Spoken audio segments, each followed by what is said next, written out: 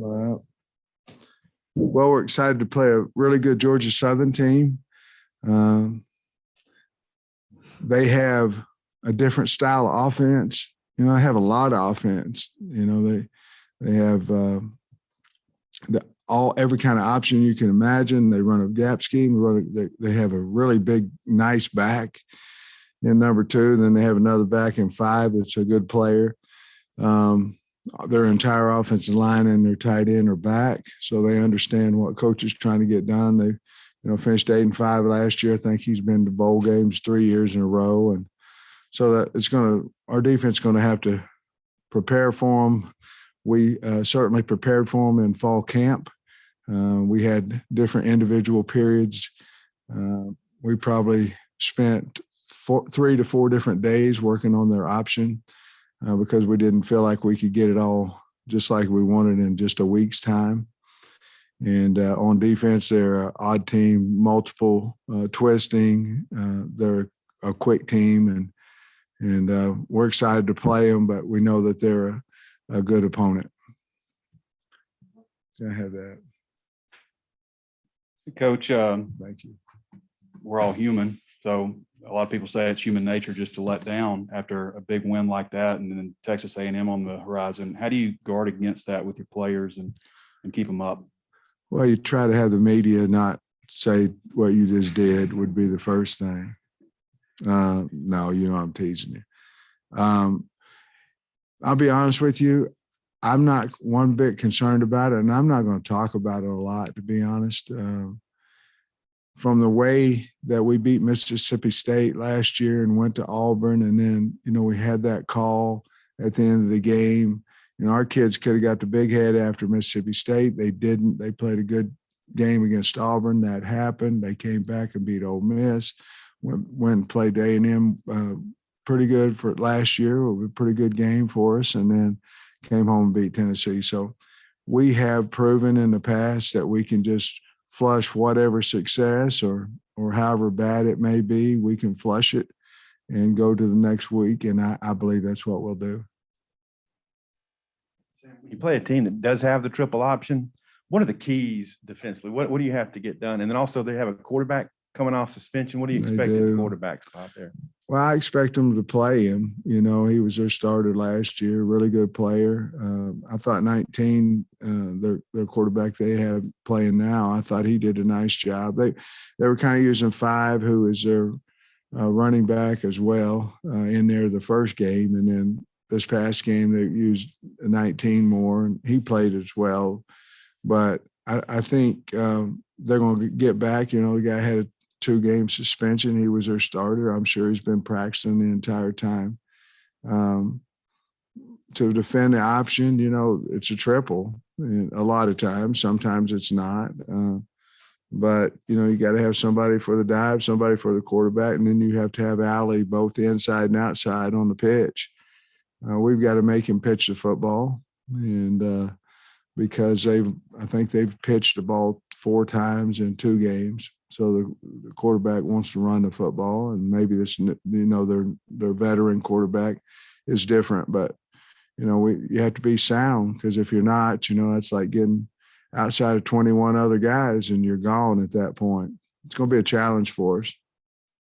Sam, Arkansas is ranked, as I'm sure you know, and both the coaches in the AP poll, first time in 5 years. What's your reaction, thoughts on that?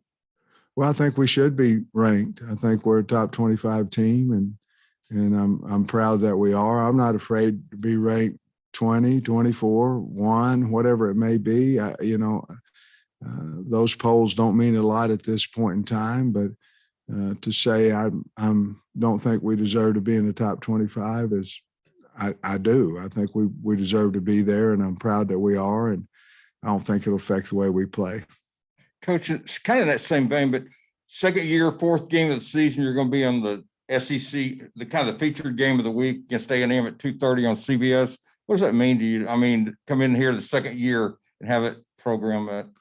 I'll be honest with you. I really haven't, I found out about 30 minutes. I really haven't had a whole lot of time to appreciate the question. I really haven't had a whole lot of time to think about that. It probably will mean more if we beat Georgia Southern, Coach, you got, I think, 5 players over 44 yards in the game. And we talked about all those guys, but we haven't talked a whole lot about the offensive line because that didn't happen without them. After reviewing the film, I know it's a group effort, but does anybody stand out specifically, grade exceptionally high or anything? Well, I think our tackles did. You know, I think our tackles played well, and Ricky Stromberg, those guys played well. I'm not saying the guards didn't, but, you know, Bo Limmer, I think, played well. As a unit, they played well, but if you're asking me who kind of stuck out for us, it was Ricky and the 2 tackles.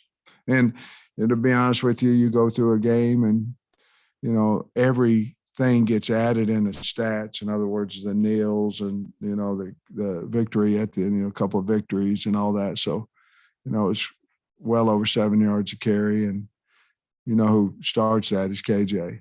Anytime that you have the threat of a guy like that running the football, you're going to take a few more guys out of the box to the edge. Your linebackers are going to play a little bit wider to stop his ability to run, and it helped us in handing the ball off. Was Soley's kind of lack of size, is that what would have been keeping him out of the rotation, and just how do you feel he played as far as when you have this? No, it's just where he is on the depth chart. I mean, if he wants to move up the depth chart, he'll practice better and he'll beat somebody out. But it's not lack of size or anything. It just happened to be where he is on the depth chart right now. How do you feel he played? I think he's playing better. You know, we brought him in some third down situations and things of that nature. He just has to, and he knows this, he has to be a consistent player each down. He has to play hard every down, and he's getting much better at that. And when he does, I think you'll see him more on the field. Coach, do you have any update on Grant Morgan?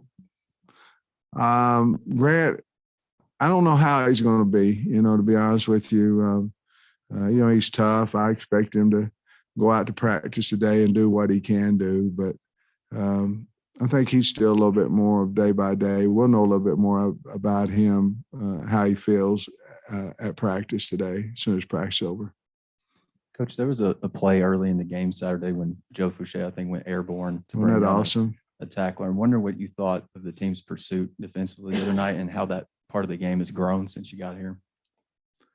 Well, you have to give credit to the coaches over there, but, you know, players have to do it too, you know, so, but they have to be motivated to do it and a belief to do it. But that was pretty cool. You know, I watched it several different times when I was grading the tape and looking at it. He launched about 5 yards and landed around his ankles and got him on the ground with a host of other people.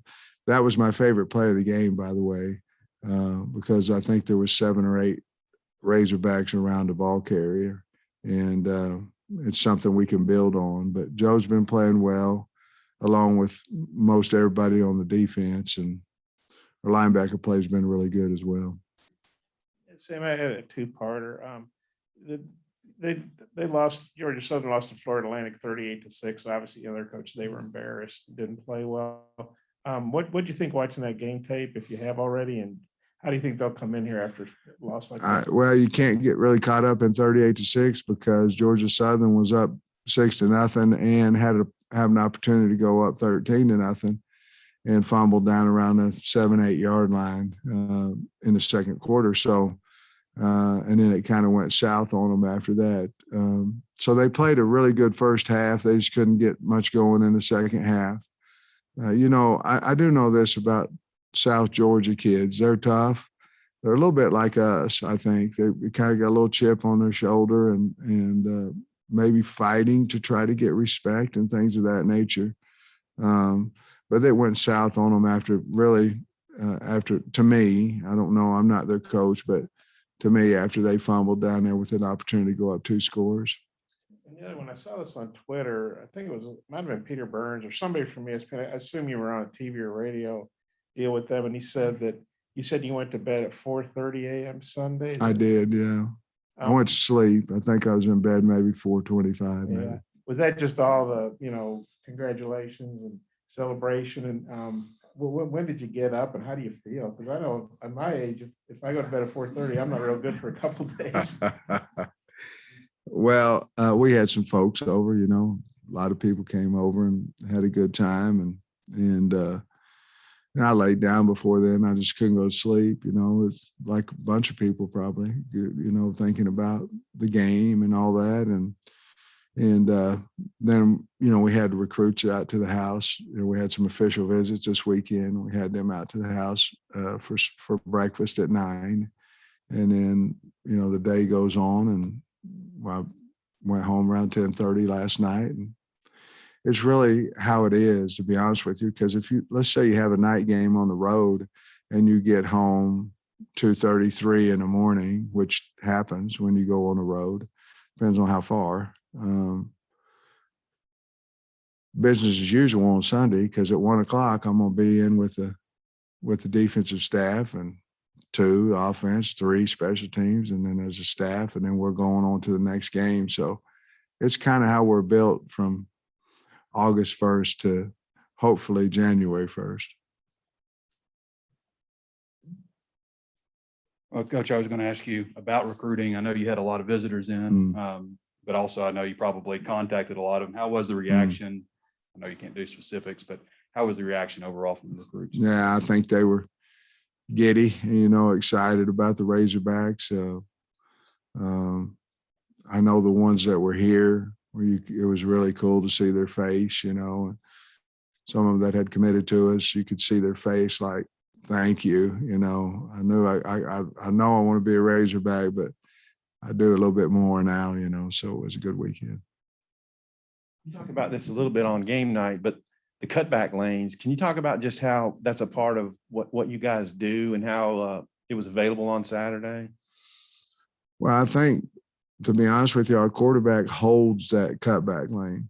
I think they're worried about his read and what it's going to be, and is he going to run the ball back there? And by that time, if you can just get the linebacker or whomever it is, or safety support, to freeze for a second, a half a second in a game of football is a big, big deal.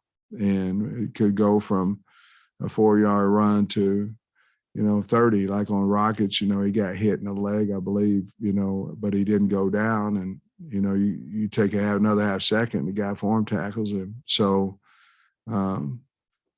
that support just was slow. I thought maybe, I don't know, I'm not the coach for Texas, but it looked like the support wasn't quite there as fast. And the pass game, I mean, I know it's nice to dominate somebody with the run the way you did, but you feel like there's more there for the pass game and what it's going to take to get that place? Well, I think it's going to take us not to rush for 7 yards a carry, I don't know. I mean, I'm not throwing it. If I'm average 7 yards a carry, I'll never throw the football. If I've averaged 2, we may light it up. I don't know, but I think that KJ can do that, and he'll only get better. And I think it starts with him getting confidence in running the football, and it makes us a better football team. I'm sorry, I was just trying to be funny. Well, after a game like that, I mean, you go into this one thinking that you got 4 running backs and you plan to use them in rotation as far as how that goes? I think so. I think they all bring a little something different, to the game. Rockets got more of a powerful, got a speed, a edginess to him. Dominique can make you miss, I like him, what he's doing. And of course, AJ's really fast. And I think we all saw that the other night, and he had a really good practice, and proud of him. And then Smitty, he's physical and runs hard, and he's a leader.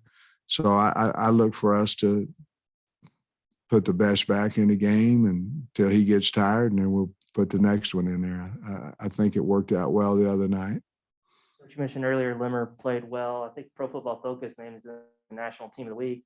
Well, what's he doing well, and is he maybe pushing for more playing time or a spot in the starting role? Yeah, that's between us and him, because we haven't spoke with our team yet about what we might or might not do and things of that nature. But he's earned, yes, to answer your question, he's earned more playing time, and it's because of his physical play. He's a strainer.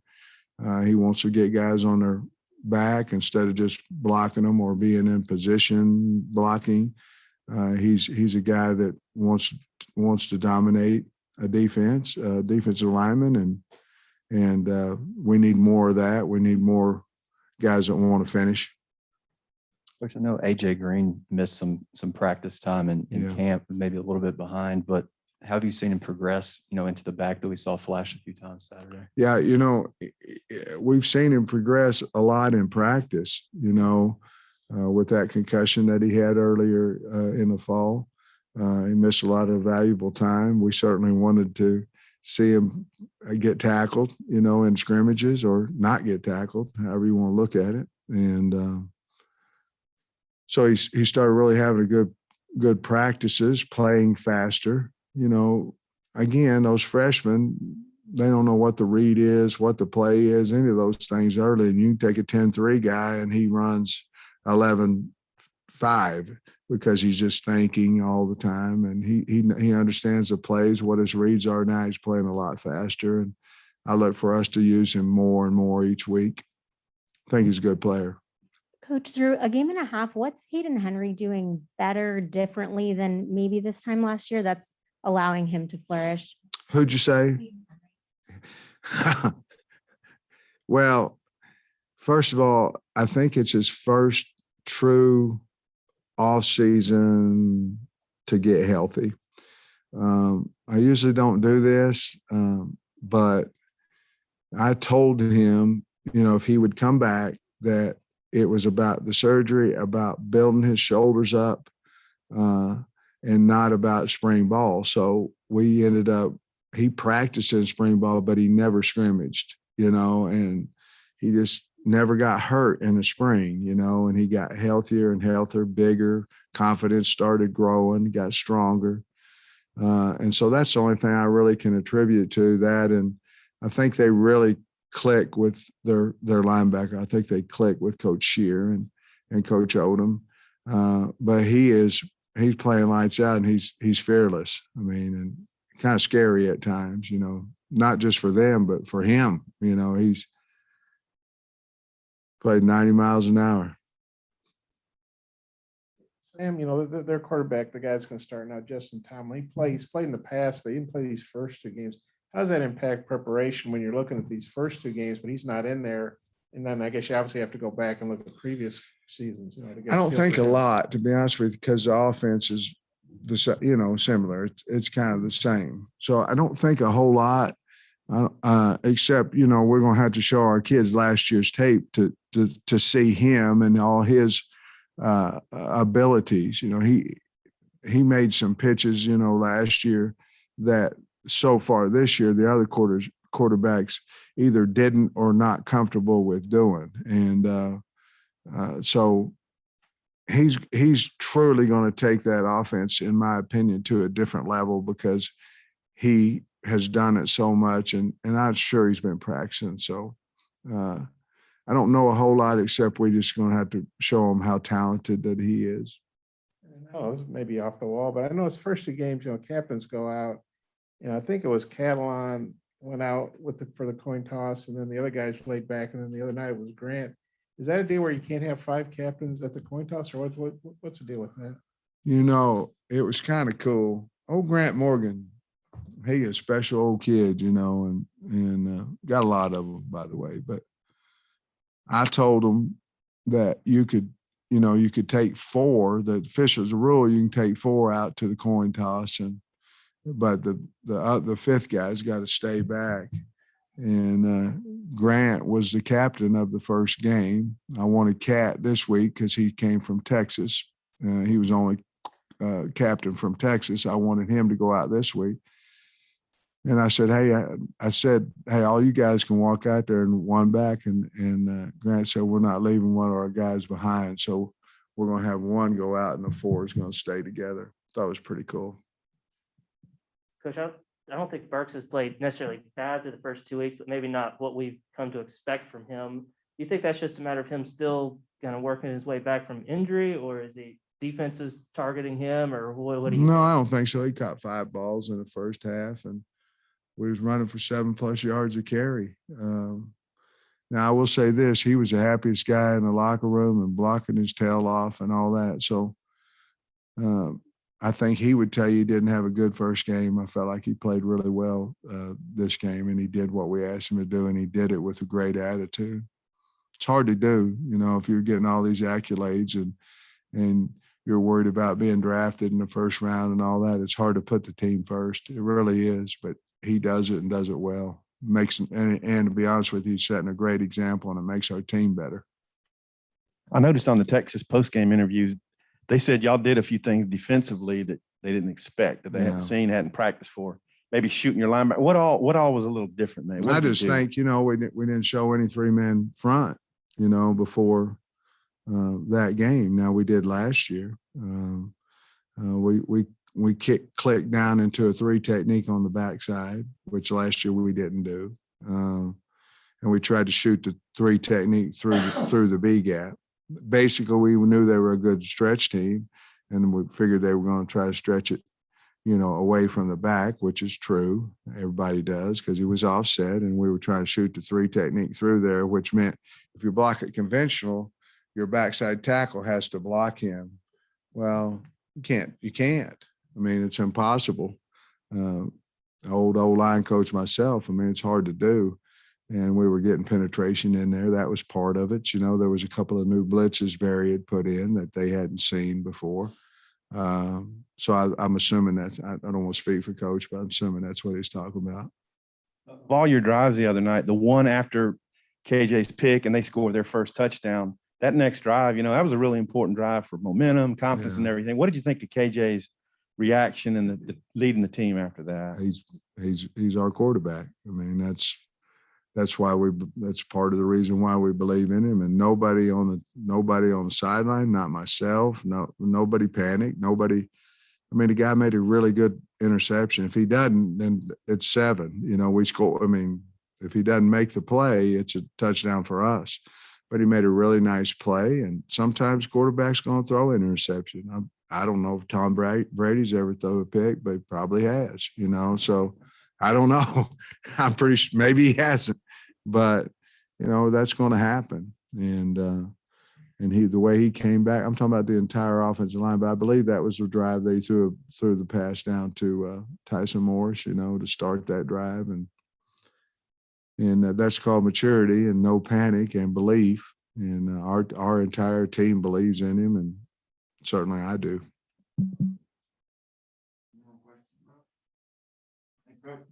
Thanks, everybody.